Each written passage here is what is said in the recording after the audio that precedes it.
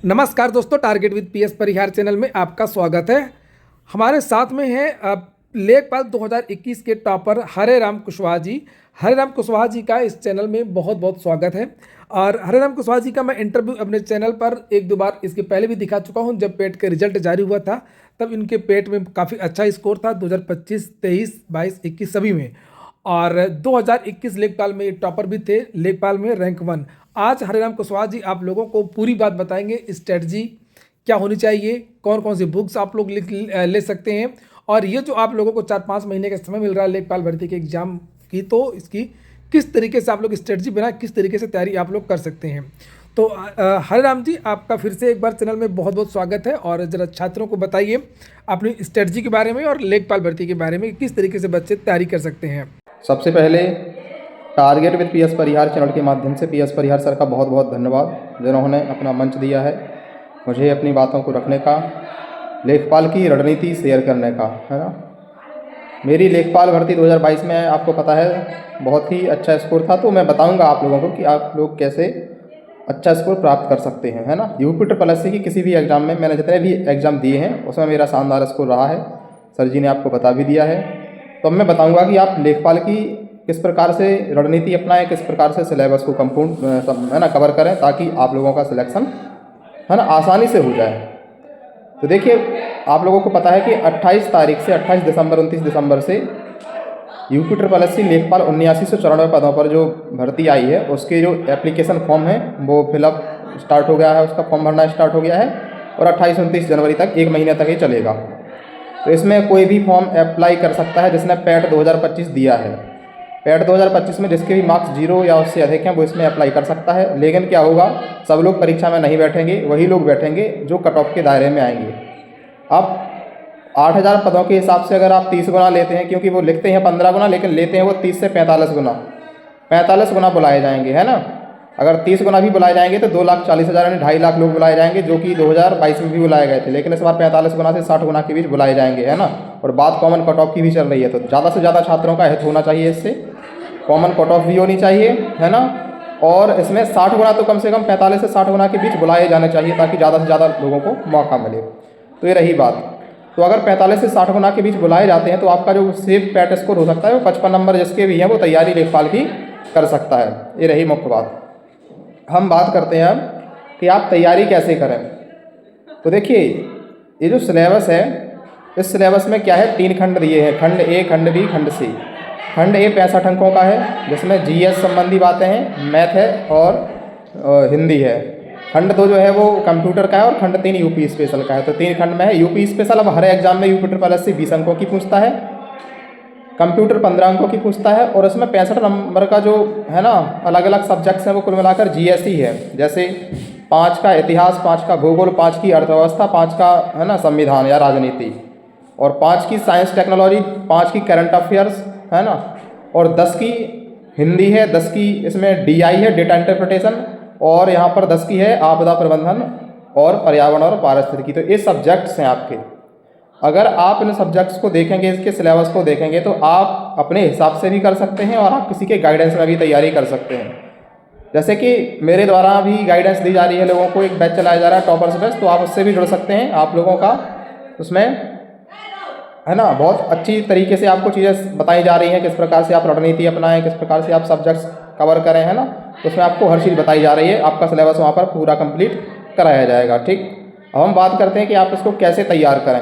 तो देखिए, UP special के लिए आप क्या कर सकते हैं, जो PYQ कोई भी बुक्स होती है, PYQ आपको क्या करना है, जो PYQ होते हैं उस पर फोकस करना है। प्रीवियस ईयर क्वेश्चंस, है ना, जो पिछले साल के क्वेश्चंस होते हैं उन पर फोकस करना है। तो आप कोई भी बुक ले लीजिए, जैसे यूथ है ना, या घटना चक्र है, इसकी बुक ले लीजिए आप, और उनके जो क्वेश्चंस PYQ में आए हैं उनको आप है ना कंठस्थ कर लीजिए, और भी इससे रिलेटेड जो जानकारी होती है उनको आप ध्यान से देख लीजिए।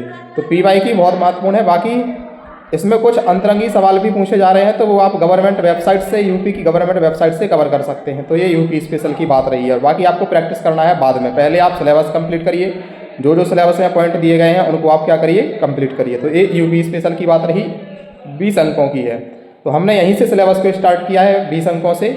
और कंप्यूटर जो 15 अंकों की है, यहाँ पर भी आप घटना चक्र या यूथ की बुक ले सकते हैं। उसमें भी PYQ दिए गए हैं, UP SSC के भी दिए गए हैं, है ना। अच्छी जानकारी दी गई है। जो नए टॉपिक्स हैं जैसे IoT, internet of things, deep learning, machine learning, है ना। तो ये जो टॉपिक है बिग डेटा प्रोसेसिंग, ये भी उसमें दिए गए हैं। लेकिन आपको क्या करना है, हर टॉपिक को आप क्या कर सकते हैं, ChatGPT कर सकते हैं, गूगल पर जा सकते हैं, आप यूट्यूब वीडियो देख सकते हैं। जहाँ पर भी कोई दिक्कत हो, आपके पास अब हर चीज़ उपलब्ध है। लेकिन अगर आप चाहते हैं कि वो हमें एक जगह मिल जाए तो वो हम अपने चैनल पर वो कवर कर पा देंगे, आपको मेहनत करने की आवश्यकता नहीं होगी। तो इस प्रकार से हमारे चैनल पर आपको तैयारी करवाई जाएगी। अब बात करते हैं हम जो 65 नंबर का है, उसमें हमने स्टार्ट किया है सबसे पहले पर्यावरण, पारिस्थितिकी और आपदा प्रबंधन। ये 5-5 अंकों की आएंगे। तो पर्यावरण, पारिस्थितिकी और आपदा प्रबंधन के बारे में आपको बहुत ही सारगर्भित जानकारी दी जाएगी। जो क्वेश्चंस पूछे जाएंगे वो यहाँ से बाहर नहीं जाएंगे, है ना। पर्यावरण, पारिस्थितिकी और आपदा प्रबंधन में आप खुद भी इसको सर्च करके पढ़ सकते हैं, नहीं तो आप हमारे बैच से जुड़ सकते हैं। इसके बाद बात होती है DI की। तो DI के लिए आपको क्या करना है, DI के लिए आपको जो पैट 2021, 22, 23 और 25 में DI पूछे गए हैं उनको सॉल्व कर लेना है। आपको उनको देखना है कि उनको कैसे सॉल्व करें। अगर आपको DI में कठिनाई लगती है तो उसको यहाँ पर पूरा कवर कराया जाएगा। DI आपको बेसिक टू हाई लेवल ले जाया जाएगा। बेसिक का मतलब जो 2021 में आए थे वो बहुत ही सरल DI थे, लेकिन जो 2023 में जो आए थे DI 2023 वाले में वो टफेस्ट थे। तो हम छोटे लेवल से उस टफेस्ट लेवल तक जाएंगे अपने इस बैच में, है ना। तो आप जिसको भी कठिन लगता है वो उससे जुड़ जाइए। हिंदी के लिए क्या कर सकते हैं, आप कोई भी बुक ले सकते हैं, जैसे आदित्य है, राजपाल है, इनकी कोई बुक ले सकते हैं और आप अपने मन से तैयारी, इसमें जो सिलेबस में पॉइंट दिए गए हैं उनकी तैयारी कर सकते हैं, है ना। तो ये DI की बात हो गई और ये हिंदी की बात हो गई। करंट अफेयर्स के लिए कुछ ज़्यादा मेहनत नहीं करनी है, 5 अंकों की है। तो आप लास्ट के 1 महीने में इस PD बुक को रेफर कर सकते हैं या ई-दृष्टि को क्या कर सकते हैं, रेफर कर सकते हैं। हिस्ट्री, पॉलिटी, इकोनॉमी, ज्योग्राफी, इन सभी सब्जेक्ट्स के लिए आप क्या कर सकते हैं, PYQ बुक आती है UP की, उसको आप खरीद सकते हैं। नहीं तो 6 to 8 NCERT इन सब्जेक्ट्स की आप पढ़ सकते हैं, या तो आप घटना चक्र की पूर्वावलोकन पढ़ सकते हैं। अगर आपके अंदर जुनून है तो आप कुछ भी कर सकते हैं। सबसे बड़ी बात होती है जुनून। आपके अंदर जुनून है तो आप कुछ भी पढ़ सकते हैं। ये नहीं कि आपको UPPCS, UPSC का सिलेबस बता रहे हैं। तो अगर आपको जॉब लेनी है तो आपको करना पड़ेगा। दूसरे लोग कर रहे हैं वो चीज़ें, तो आपको चीज़ें करनी पड़ेगी, आपको पढ़नी पड़ेगी। जैसे घटना चक्र की पर्यावरण, पारिस्थितिकी की आती है, बहुत ही पतली होती है, उसको आप यूँ ही पढ़ सकते हैं, ना। इसी प्रकार से आप सभी सब्जेक्ट्स की पढ़ सकते हैं ताकि कोई भी चीज़ बाहर ना जाए। तो आपको मेहनत करनी है, जुनून आपके अंदर होना चाहिए। तो सबसे बड़ी बात होती है जुनून। अगर आपके अंदर जुनून है कि मुझे नौकरी लेना है तो आप वो कर ले जाएंगे। और दूसरी बात होती है गाइडेंस। अगर आपको प्रॉपर गाइडेंस मिल रहा है तो आप बिल्कुल सफल हो सकते हैं। आप किसी भी कोचिंग से जुड़े हों, आपको अगर वहाँ पर गाइडेंस मिल रहा है तो आप गाइडेंस की बदौलत आप सिलेक्शन ले जा सकते हैं। बाकी जो और भी जो बच्चे हैं, जैसे उसमें ग्राम समाज और विकास है, तो ग्राम समाज विकास में योजनाएं पूछी जाती हैं और योजना जो है वो हमारे जो नोट्स हैं वहीं से वो आ जाएंगे योजनाएं, तो उनमें कोई दिक्कत होने वाली आपको नहीं है, ठीक है। तो इस प्रकार से हमने पूरे सिलेबस पर होलिस्टिक चर्चा की है। कुछ डाउट्स रह गए हैं लोगों के, जैसे कि कोई एप्लीकेशन फॉर्म भर रहा है उसमें EWS, OBC, SC, ST certificate कितने पुराने होने चाहिए, तो आप नए बनवा लीजिए, है ना। 3 साल से ज़्यादा पुराने नहीं होने चाहिए, पुराने चल भी जाते हैं लेकिन नए बनवा लीजिए आप, है ना। तो आप जो जाति निवास है वो नए बनवा लीजिए अगर आपके 3 साल से ज़्यादा पुराने हो गए हैं, ठीक है। अगर आपकी कोई त्रुटि हो गई है, जैसे EWS में कोई फॉर्म है ना गलती, फॉर्म भरने में गलती हो गई है, या आपका कुछ मार्कशीट है 12th की मार्कशीट, वो कुछ भरने में, अंक भरने में, कुछ मार्कशीट नंबर भरने में गलती हो गई है, तो उसके लिए आप क्या कर सकते हैं, मेरे चैनल पर एक वीडियो डाला है उस पर आप देख सकते हैं। तो आपके डाउट सभी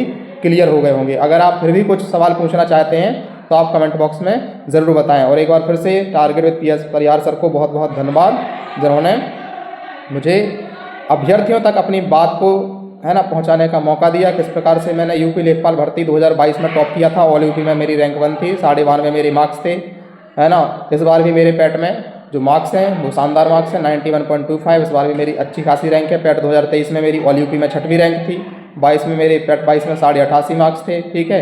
ऑल UP B.Ed रैंक में मेरी 23 रैंक थी, है ना। तो ये सब बातें हैं, PCS के कई मेन से मेरे लिख चुके हैं। तो कोई, है ना, कई लोग कमेंट्स करते हैं कि आप कैसे कवर करा देंगे साइंस टेक, है ना, क्योंकि इसमें नैनो टेक है, बायोटेक है ना, न्यूक्लियर टेक है, डिफेंस टेक है, स्पेस टेक है। तो ये सब टॉपिक्स हमने मेंस में पढ़े हैं, है ना, मेंस मैंने लिखे हैं UP PCS PSC के।